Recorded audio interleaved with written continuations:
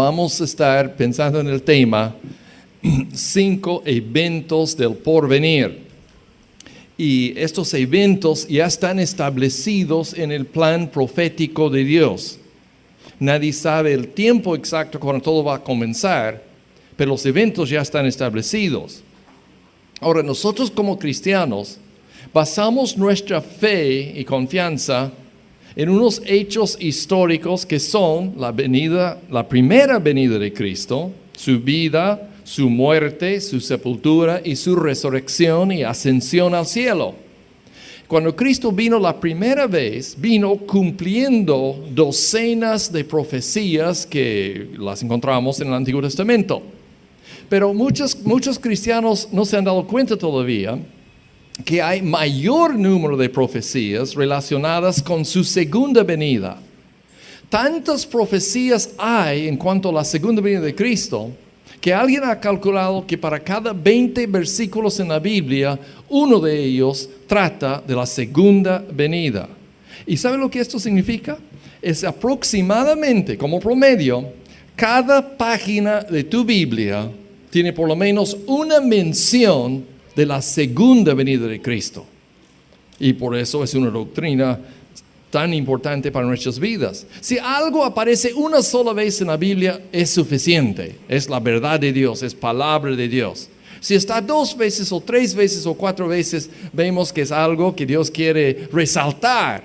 Pero si se encuentra como promedio una vez en cada página de la Biblia entera, sabemos que debemos pensar seriamente en la segunda venida de Cristo. Y el tema general durante todo el mes de marzo es precisamente estos eventos. Comenzamos hoy con el arrebatamiento. El próximo domingo, la gran tribulación. ¿Qué es lo que espera este mundo en que estamos?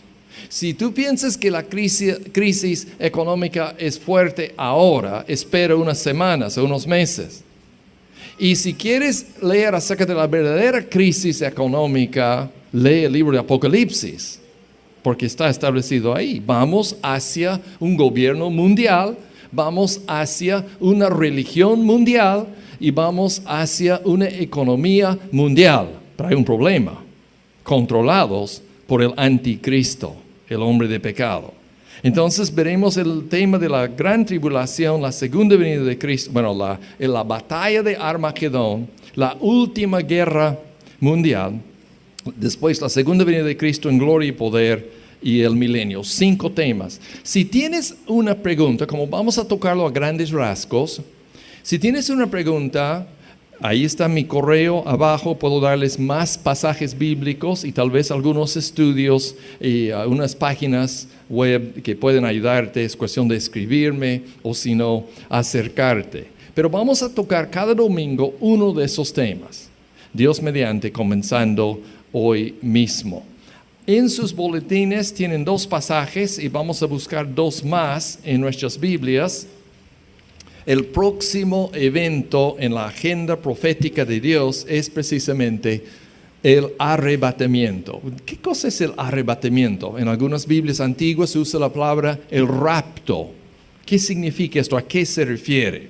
Bueno, la última noche que Cristo estuvo aquí en la tierra, tiene unas pocas horas para dedicarlas a sus discípulos.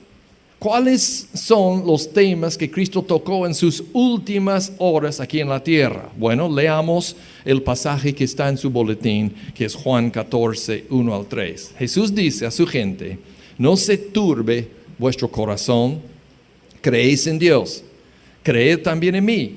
En la casa de mi Padre muchas moradas hay. Si así no fuera, yo os lo hubiera dicho.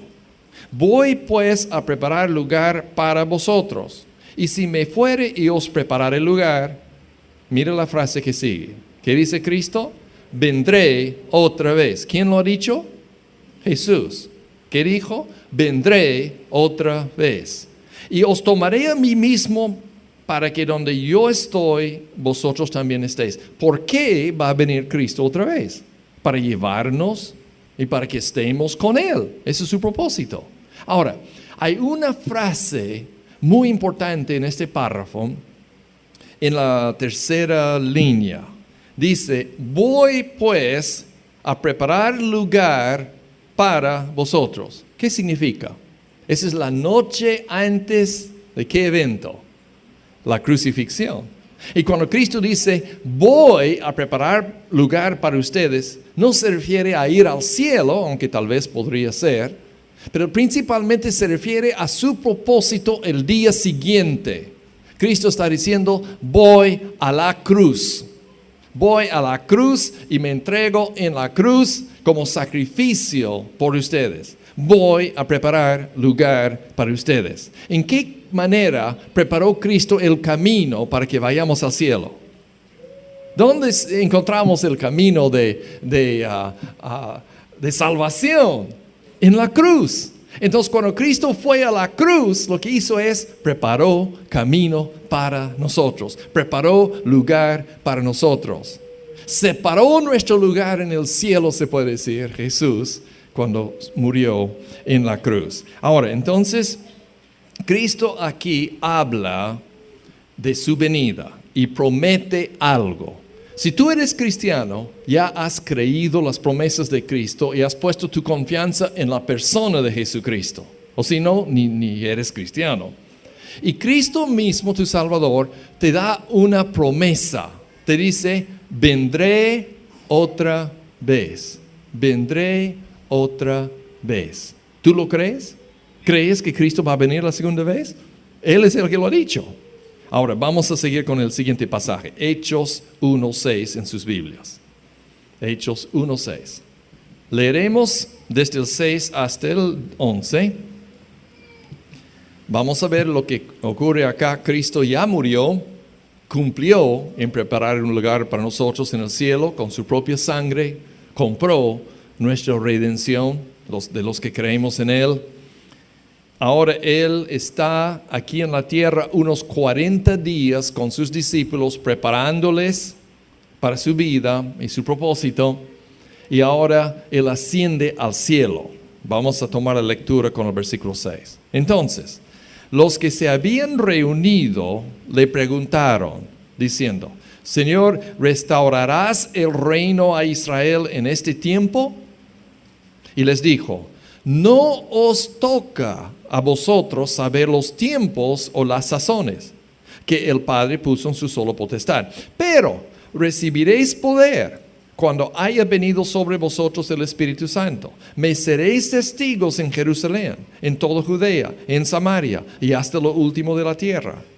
Y habiendo dicho estas cosas, las últimas palabras de Jesús aquí en la tierra, ¿de qué se tratan?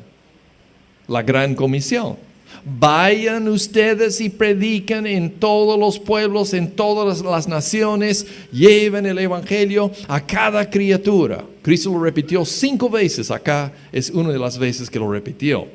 Y dice, habiendo dicho estas cosas, viéndolo ellos, fue alzado y le recibió una nube que le ocultó de sus ojos. Y estando ellos con los ojos puestos en el cielo, y con la boca abierta, supongo, ¿no? Entre tanto que él se iba, porque va desapareciendo delante de sus ojos.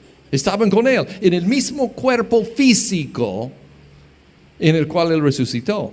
Viéndolo ellos, con los ojos puestos en él, entre tanto que él se iba, he aquí se pusieron junto a ellos 2 varones con vestiduras blancas, 2 ángeles, los cuales también les dijeron. Fíjense en la palabra también, es como decir, Cristo les ha dicho varias veces y nosotros ahora repetimos lo que Cristo ha dicho. También dijeron, ¿qué cosa les tenían que repetir? Varones galileos, ¿por qué estáis mirando al cielo?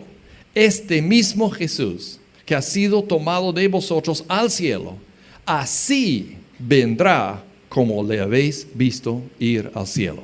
Entonces, ahí tenemos otra explicación del próximo evento en la agenda profética de Dios. Como cristianos, ¿qué estamos esperando? ¿Una crisis mundial, económica? De repente nos toca, ¿no es cierto? Guerras, probablemente, si van a haber más. La muerte, también. Nos tocará la muerte algún día. Pero hay un evento ya establecido. La fecha no la conocemos, pero Dios ya sabe la fecha exacta cuando Cristo va a volver, como Él prometió y como los ángeles prometieron. Ahora vamos a analizar un poco Hechos 1, 6 al 11. En sus hojas, los discípulos preguntaron algo. Preguntaron por el tiempo, la curiosidad. La curiosidad. Muchas sectas han fijado fechas y han dicho en tal día 1884 va a venir Jesús en tal sitio. Así nacieron los testigos de Jehová. Todos estaban listos ahí, va a venir Jesús, no vino. Entonces calcularon otra fecha, tampoco vino. Una tercera vez calcularon la fecha, tampoco vino. Después cambiaron su doctrina y dijo, no es que sí, no vino, sí vino, pero vino invisiblemente, llegó al templo. O sea, fracasaron. Nadie sabe la fecha de la venida de Cristo. Nadie puede decir, si yo les digo el próximo domingo, hermanos, yo he estudiado la Biblia toda esta semana, estuve en ayunos y oración toda la semana, y Dios me ha dado una revelación que el 15 de marzo va a llegar Jesucristo. ¿Qué es lo que ustedes saben? Al toque. ¿Qué es lo que saben? Que no va a llegar el 15. Porque nadie sabe la fecha. Y Dios no va a revelar la fecha a nadie tampoco. Entonces, su preocupación fue el tiempo. Cristo, claro, sabemos que vas a volver, pero ¿en qué tiempo, en qué momento, en qué año? Y para restaurar el reino de Israel. ¿Y cuál es la respuesta de Cristo? Ellos preguntan por el tiempo. Esa es curiosidad humana, normal. Pero Cristo les habló de la tarea. ¿Cuál es la tarea que Cristo nos ha dado durante toda esta época hasta que Él venga? Si viene mañana, estamos haciendo la tarea. Si Cristo vuelve en 10 años, estamos haciendo la tarea. Si vienen 100 años, nuestros bisnietos estarán haciendo la tarea. ¿No es cierto? Esta es la actitud cristiana. Ellos preguntaron por el tiempo, Cristo les habló de la tarea. ¿Cuál es la tarea? La gran comisión. Ustedes serán mis testigos, Él dice, cuando el Espíritu Santo viene sobre ustedes, mis testigos en Jerusalén, en toda Judea, en Samaria y hasta lo último de la tierra. No ha cambiado nada. Ahí estamos hasta hoy en día haciendo la tarea. Mientras trabajamos, estamos esperando su segunda venida. Esa es la actitud correcta. Ahora vamos a otro pasaje. En sus boletines está 1 Corintios 15, 50, o búscalo en su Biblia. Pablo explica un poco más acerca del tema del arrebatamiento. Y aquí vamos a encontrar unas frases que nos ayudarán también. Pero esto digo, hermanos, que la carne y la sangre no pueden heredar el reino de Dios, ni la corrupción hereda la incorrupción. ¿Qué está diciendo? Tú y yo, tal como nos encontramos en este momento, no podemos entrar al cielo por el pecado, la corrupción. El pecado que ha afectado el cuerpo, el alma y el espíritu. Ahora, cuando creemos en Jesús, Él nos perdona. La sangre de Jesucristo, el Hijo de Dios, nos limpia de todo pecado, dice el apóstol Juan. Nos perdona, somos limpios a sus ojos. Pero seguimos viviendo en un ambiente malogrado, viciado, en un cuerpo también afectado y limitado por el pecado, la muerte, la enfermedad. Ahora, por eso Pablo dice, mira, algo tiene que cambiar, tiene que haber algún cambio, porque la corrupción no puede heredar la incorrupción. He aquí os digo un misterio. No es misterioso, es algo que antes no se sabía, ahora es revelado por Dios. Ese es un misterio en las Escrituras. No todos dormiremos, pero todos seremos transformados en un momento, en un abrir y cerrar de ojos. A la final trompeta, se tocará la trompeta y los muertos serán resucitados incorruptibles y nosotros seremos transformados. Por primera vez acá descubrimos algo que vamos a ver también en Tesalonicenses. es que va a haber una generación, tal vez la nuestra, no sabemos, o la próxima, no sabemos, o de aquí a unos años más, no importa, pero va a haber una generación de creyentes que no sufren la muerte. Simplemente no van a morir. Porque si Cristo viene en este momento y se cumple esas profecías que estamos leyendo, Cristo viene al aire, toca la trompeta, la voz del arcángel nos llama a todos. Los cristianos redimidos, actualmente en vida, no tendremos que morir. ¿Seríamos qué? ¿Cuál es la palabra que Pablo usa acá? Nosotros seremos transformados, cambiados instantáneamente para tener un cuerpo como el cuerpo de Cristo. Recuerde que el apóstol Juan, en su primera carta, dice que estamos esperando a Cristo y cuando le veamos, seremos como Él. Cristo, cuando resucitó, ¿cómo era? ¿Cómo era? ¿Le conocieron o no le conocieron? Por supuesto, lo conocieron. Era la misma estatura y le conocieron. La misma apariencia física. Pero cuando Él quiso, pudo aparecer y desaparecer. O sea, está en otra dimensión. Ya no está limitado ni por el tiempo ni por el espacio. Pero sí tiene un cuerpo que le permite decir a los discípulos, tóquenme, tóquenme. Tienen que convencerse, dijo Cristo. Por eso, acérquense y tóquenme. Y los apóstoles le tocaron, le palparon. Y años más tarde, este es el testimonio que dieron. Le hemos visto, lo hemos contemplado, le hemos oído y le hemos palpado. Eso es lo que les convenció de la resurrección. No solamente verlo, sino palparlo. O sea, es un cuerpo físico, pero sin las limitaciones del tiempo o del espacio. Por eso Él pudo aparecer y después desaparecer de la presencia de ellos. Y Juan dice que tú y yo vamos a tener ese tipo de cuerpo algún día. Ahora, ¿por qué? La idea que siempre hemos tenido, por lo menos la mayoría, es que ir al cielo quiere decir que el cuerpo se queda acá, ¿no es cierto? Y es cierto, el cuerpo se queda en el cementerio, o vuelve al polvo, o los tiburones se lo comen, depende de dónde uno muere, ¿no? Y nosotros estamos en el cielo con Cristo. Está bien. Pero vamos a 1 Tesalonicenses y leamos el último pasaje que lo explica un poco más todavía. El pasaje principal es el 4, del 13 al 18. Pero vamos a leer 5:23 para comenzar. Esto explica el porqué de la resurrección. 5:23. 1 de Tesalonicenses. Pablo se está despidiendo de los creyentes en Tesalónica y les da una bendición apostólica. Él dice, el mismo Dios de paz os santifique por completo. Fíjense en esta palabra completo.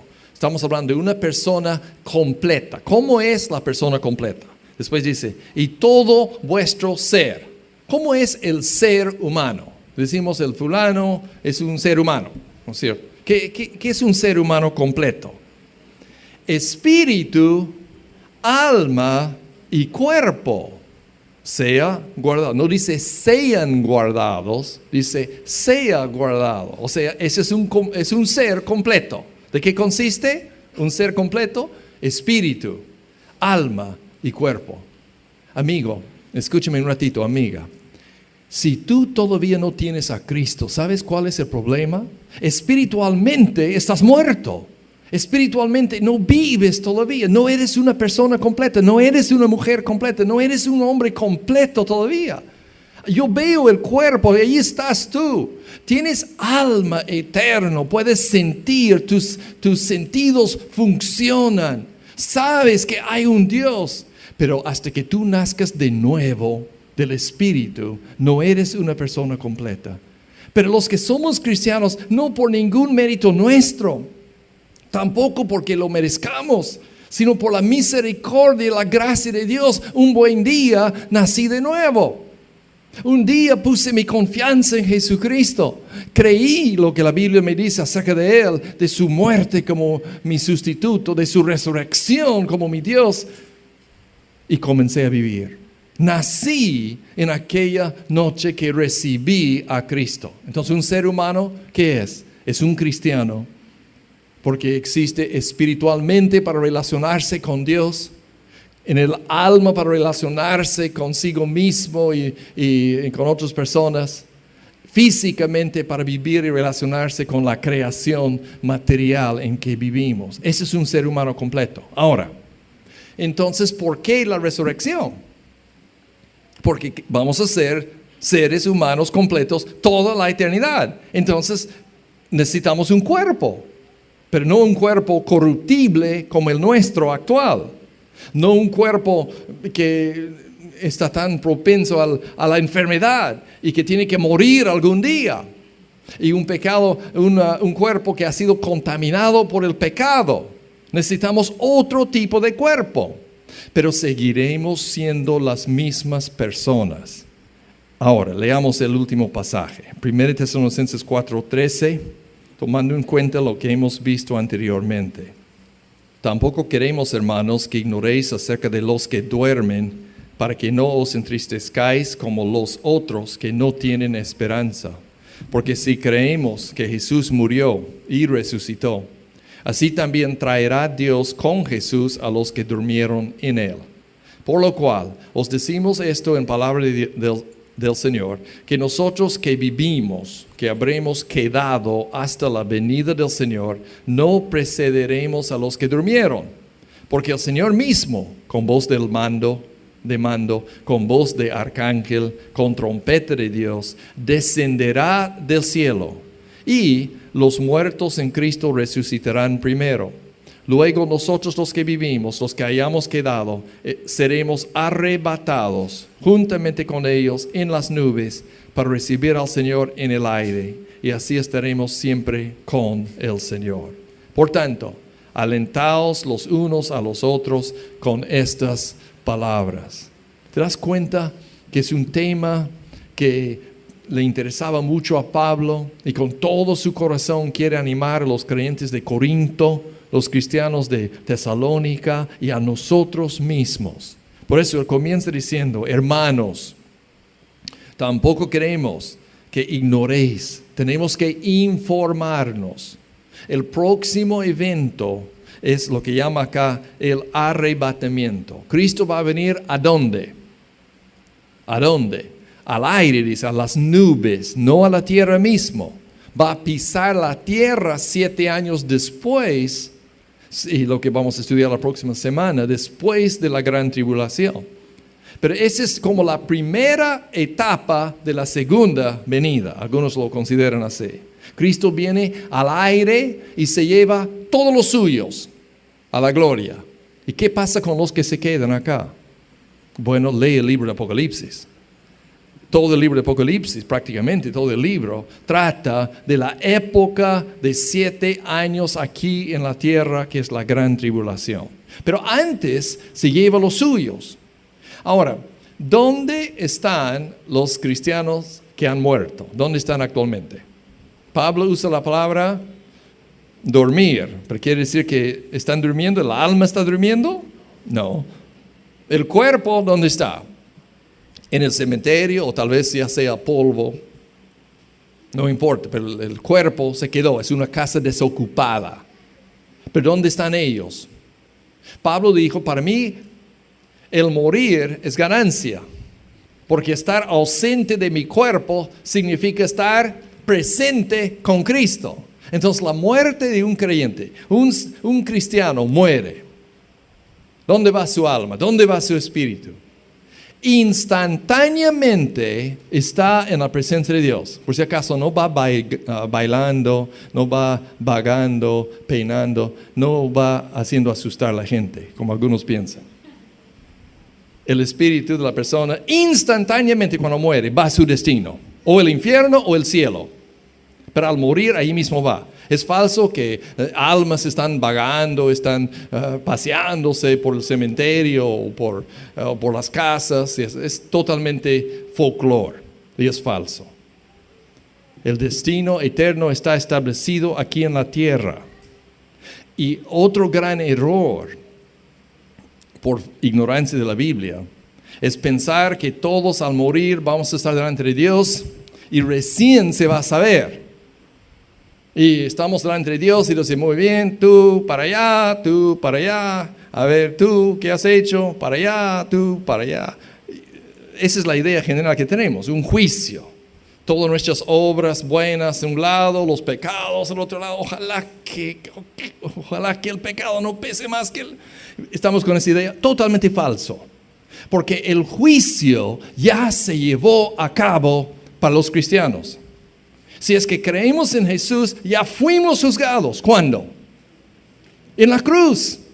Cuando nuestros pecados fueron cargados en Él. Y Él tomó nuestro lugar y fue juzgado, condenado y muerto. Ahora es cierto que todos los demás van a estar delante de Dios y van a ser juzgados por sus obras antes de ser lanzados al lago de fuego. Eso leeremos en un par de semanas, Dios mediante. Pero aquí se trata de los creyentes, los cristianos, el arrebatamiento. Y vamos a notar varias cosas en este pasaje. Número 1, en sus hojas, 5 verdades. Cristo mismo vendrá. Eso es lo que dice. Y lo que los ángeles han dicho en Hechos también. Este mismo Jesús, así como lo han visto subir, así va a volver, igualito. Este mismo Jesús no va a enviar un encargado. Jesús mismo va a volver. Entonces, ¿a quién estamos esperando como cristianos? A Jesús, pues. Vivimos, le servimos esperando su venida. No estamos preocupados por la fecha. Tampoco vamos a fijar una fecha. Tampoco vamos a estar con miedo pensando que Cristo va a venir, va a haber el fin del mundo. Tampoco. Simplemente estamos esperando porque Cristo mismo vendrá. Número 2. Al venir, traerá a quienes? Los cristianos, los creyentes muertos. Porque están con Él actualmente en la gloria. Y van a venir con Él. Y el número 3, ellos serán resucitados. O sea, Dios les va a dar un cuerpo nuevo. Y en el aire su alma, su espíritu se encuentran con su nuevo cuerpo. Y estarán con el Señor siempre. Número 4, nosotros, y yo uso la palabra nosotros igual que Pablo, porque no sabemos en qué generación va a ser. Podría ser la nuestra. Nosotros los que hemos quedado, seremos ¿qué? Transformados, según Corintios, arrebatados, según Tesalonicenses. Esas dos palabras describen lo que Cristo tiene para nosotros. Arrebatarnos significa que no tendrás que ver la muerte. Si Cristo viene hoy antes de terminar el culto, los que en Él hemos creído, seremos cambiados, transformados, arrebatados para estar con Él sin sufrir la muerte. Eso es lo que Pablo está diciendo acá. Lo explica claramente también en 1 Corintios 15. Arrebatados y transformados. Y estaremos, número 5, siempre con el Señor. Ahora, eso nos lleva a 5 compromisos, se puede decir. Compromisos personales. Doctrina no te sirve para nada si no sabes aplicarlo a tu vida. Llenar la cabeza de datos es importante solamente con esos datos. Esta información te ayuda a vivir.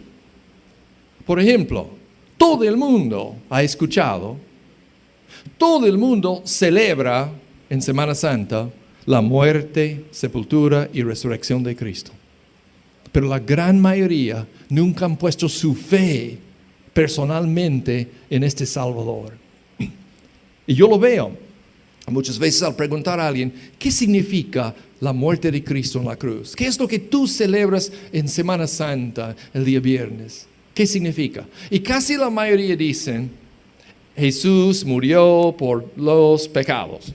O Jesús murió por todos nosotros. Y yo estoy escuchando, porque lo que me gusta escuchar es cuando alguien diga Jesús murió por mí. Cuando lo hace personal. Cuando dice Jesús murió. No solamente por los pecadores, sino por este pecador que merece el infierno. Murió por mí, tomó mi lugar en la cruz por amor. No es que ha visto algo en mí, no es que yo merezco su amor, es gracia, es misericordia. La muerte de Cristo es para nosotros. Entonces tenemos que aplicar doctrina siempre a nuestras vidas. Hemos leído brevemente 4 de las docenas de pasajes que existen acerca de la segunda venida de Cristo. ¿Pero qué significa para ti? Bueno, vamos a ver 5 cosas. En primer lugar, es importante no ignorar las Escrituras. Hay personas que piensan que es mejor ignorar, no quiero saber nada, no quiero leer Apocalipsis porque me da miedo. Hay personas que dicen esto. No me hablen de esas cosas, no me, Tomás, por favor, hablen del amor de Dios, pero no me hables del infierno, no me hables de esos temas, no me hables de la segunda venida porque me da miedo pensar en mis hijos tal vez, o mis nietos, o mis amigos, mi familia. No podemos ignorar la verdad. Ignorancia nunca nos conviene. Al contrario, un compromiso nuestro es informarnos, leer las Escrituras. Como la palabra de Dios mismo dice que debemos escudriñar las Escrituras, comparando Escritura con Escritura, leyendo, estudiando, memorizando. Prepárate. ¿Qué significa ese letrero? Prepárate. Hoy día y el martes terminamos los cursos cortos de verano que hemos hecho durante 5 semanas. En 2 semanas más vamos a estar ofreciendo ya el primer ciclo completo de 8 semanas de clases del Instituto Bíblico. Martes en la noche, domingo en la noche también, varios cursos en total. Miércoles en la noche, las finanzas también, los cursos Crown de finanzas. Miércoles en la mañana las damas estudian Corintios. Y en varias oportunidades durante la semana. Prepárate, ¿por qué? Porque tienes que vivir y estás esperando al Señor. No te conviene ignorar. Hay que prepararte continuamente para servir. La segunda cosa es no entristecerse. Él en el versículo 13 dice que no debemos ignorar acerca de los que duermen para que no os entristezcáis como los otros que no tienen esperanza. Las personas que no tienen esperanza, ¿cómo pueden vivir? Frente a la crisis económica mundial, ¿cómo pueden vivir? Frente a los grandes problemas matrimoniales y problemas de enfermedades, sufrimiento y muerte, ¿cómo pueden vivir? Es por eso que muchos van a la droga, al alcohol y a otras adicciones, porque simplemente no tienen valor de vivir, no pueden vivir. Pero Dios nos invita a no entristecernos, no asustarnos tampoco, sino confiar en Él. No ignorar, no entristecernos, sí esperar en el Señor. Significa que reconocemos que nadie sabe la fecha, pero reconocemos que sí, Jesús va a volver. Esperarle quiere decir estar atentos, alertas, estar a la espera. La palabra que Jesús usó en los evangelios es la palabra velar, esperar con vela, ¿no? Velar, o sea, esperar que venga el Señor con tranquilidad y con confianza en Él. Y eso nos lleva al número 4, que es sumamente importante. Sí, creer. Y Pablo lo menciona como también Jesús. En el pasaje que leímos en Juan 14, él dice, ustedes creen en Dios. Está muy bien. Pero ahora les pido, crean en mí también. Y acá cuando Pablo escribe a los tesalonicenses, él dice en el 14, si creemos que Jesús murió y resucitó. Esa es la base, ese es el fundamento de toda vida cristiana.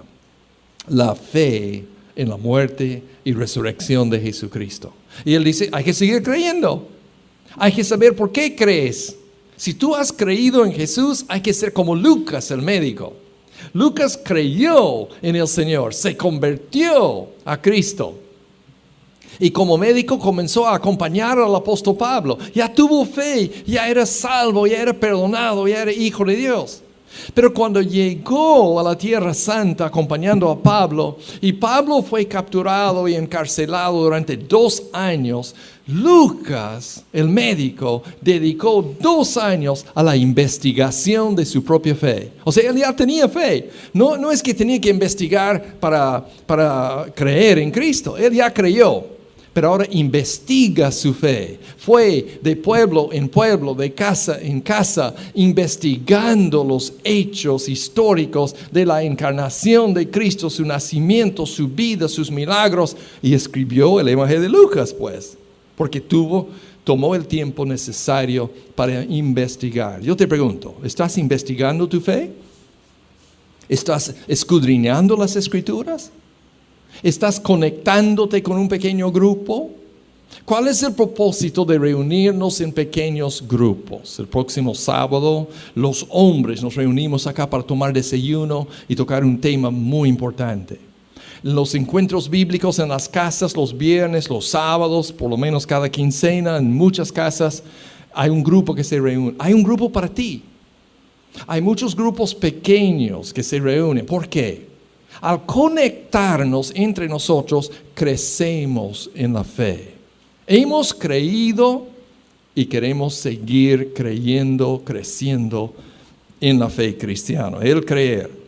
Y sí, tenemos que alentarnos los unos a los otros. Eso es lo que Pablo dice al final, al terminar el pasaje.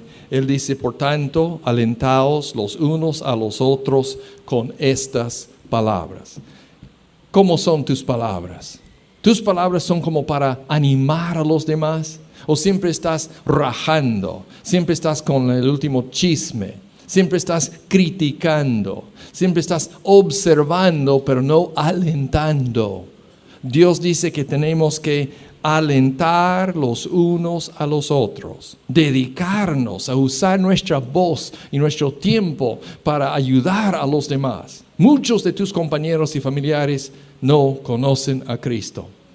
Cuando ocurre el arrebatamiento y tú te vas, ellos se van a quedar aquí y van a caer en la mentira del anticristo porque no conocen la verdad. Ahora, tu responsabilidad es hablar la verdad, compartir la verdad, en tu propia manera, en tu propio lugar, pero compartiendo y alentando a la gente a poner su confianza en Jesucristo y estar esperando su segunda venida. Es el privilegio de cada cristiano. Vamos a inclinar la cabeza, por favor, en oración. Ahí donde estás sentado, en actitud de oración con los ojos cerrados, la cabeza inclinada. Si nunca has puesto tu confianza y fe completamente en Cristo, te invito ahora mismo a creer en el Señor Jesucristo y decirle ahora mismo en oración, gracias, gracias que has muerto por mí, gracias que resucitaste por mí, me entrego a ti y te recibo en mi vida. Conversa con Dios ahora mismo. Acepta la paz, el perdón que Él quiere darte. Recibe el regalo de vida eterna que Él te está ofreciendo. Preséntate a Él para servirlo. Padre, gracias por tu palabra, la Biblia. Ayúdanos a estar esperándote, creyéndote, sirviéndote con todo lo que tenemos y todo lo que somos. Gracias por tu gran amor que has demostrado en la cruz. Gracias que no nos dejas en la ignorancia, sino más bien nos has dado este libro maravilloso, tu palabra. Pedimos tu bendición en la vida de cada persona, en el nombre de Cristo Jesús. Amén.